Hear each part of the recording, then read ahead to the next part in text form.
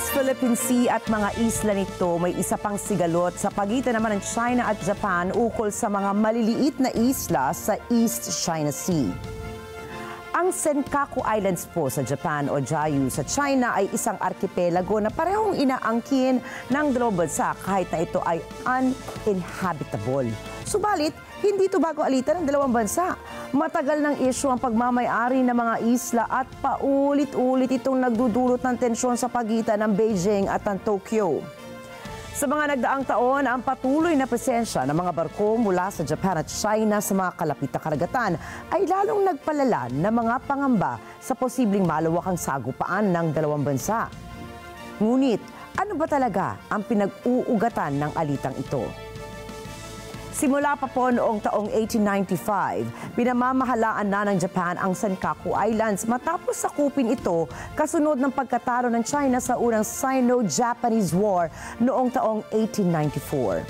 Gayunpaman, hindi na isama ang mga isla sa San Francisco Treaty noong matapos ang World War II kung saan ibinalik naman sa China ang karamihan sa mga teritoryong sakop ng Japan.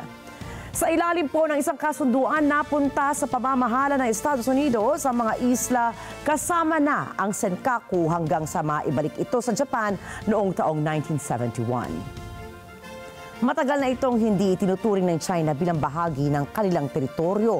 Kaya bakit muling nag-iinit ang tensyon tungkol dito? Ang Senkaku Islands ay binubuo ng 5 maliliit na isla at 3 mababatong bahagi na sumasaklaw lamang ng 7 square kilometers. Ito ay matatagpuan mga 170 kilometro sa timog kanluran ng Okinawa Island ng Japan at halos ganong kalayo rin mula sa hilagang silangan ng Taiwan. Kahit na hindi sapat ang laki ng mga ito upang tirhan, isang ulat kamakailan ang nagpabago ng lahat.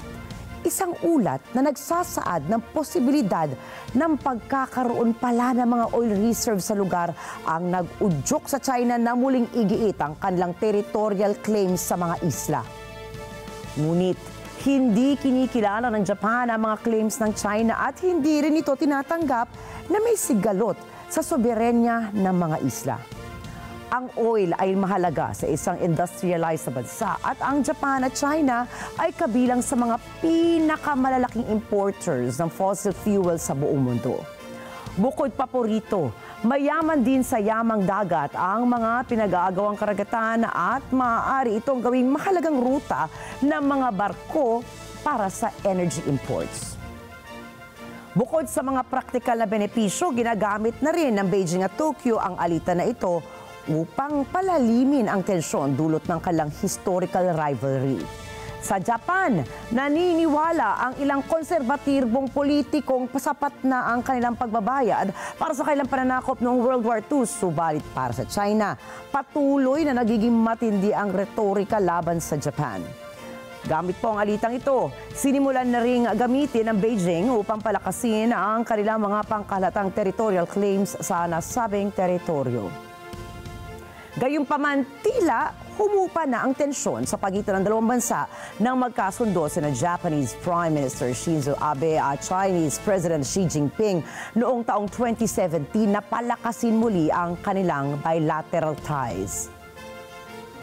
Noong 2018, bumisita rin si Chinese Premier Li Keqiang sa Japan at nagkasundong magtatag ng isang military hotline upang maiwasan ang anumang maritime conflicts sa hinaharap.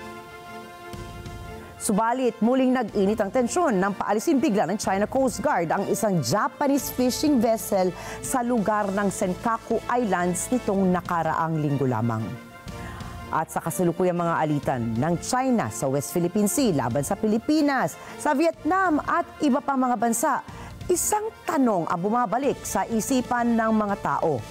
Inihahanda na nga ba ng China ang kanilang narrative para sa isang malawakang digmaan?